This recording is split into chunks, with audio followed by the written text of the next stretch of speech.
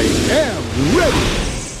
GMA Weather, serbisyong totoo ng GMA News. Mga kapuso, naglandfall na kaninang alas 3 ng hapon ang Bagyong Amang. Ayon sa Pag-asa, tumama ang sentro ng bagyo sa Dolores, Eastern Samar.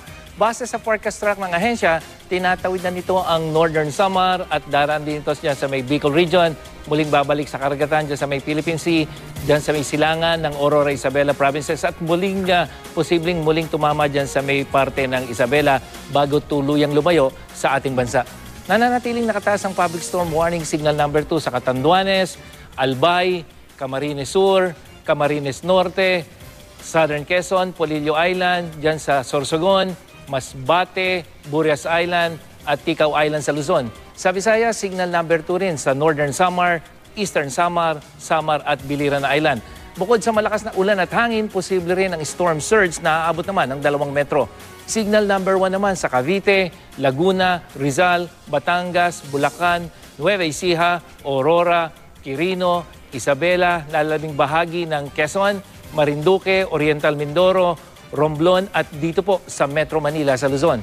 Signal number 1 naman sa Leyte, Southern Leyte, Extreme Northern Cebu kabilang ang Bantayan Island at Camotes Island sa Visayas. Maging I am ready po sa flash flood at landslide dahil sa malalakas na ulan at bugso ng hangin. Nagbabala rin ng Pag-asa kaugnay ng mataas na alon doon sa posibleng umabot sa karagatan na posibleng umabot sa 9 na metro. Nanatiling delikadong pumalaot sa buong seaboards ng Luzon, buong seaboards ng Visayas at sa eastern seaboard ng Mindanao. Huling namataan ang sentro ng Bagyong Amang 60 kilometers north-northeast ng Borongan, Eastern Samar. May lakas itong hangin pa rin na nasa 100 kilometers per hour malapit sa gitna at may bugsong aabot pa sa 130 kilometers per hour. Kikilos ito pahilagang kanluran sa bilis na 19 kilometers per hour. Bukas, malakas hanggang sa matinding buhos ng ulan ang patuloy na maranasan dyan sa may Bicol Region, bahagi ng Calabarzon, halos buong Central Luzon at maging sa Cagayan Valley pagdating ng hapon.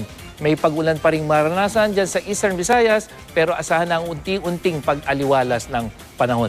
Sa Metro Manila, mag-ulang panahon ang asahan sa maghapon po.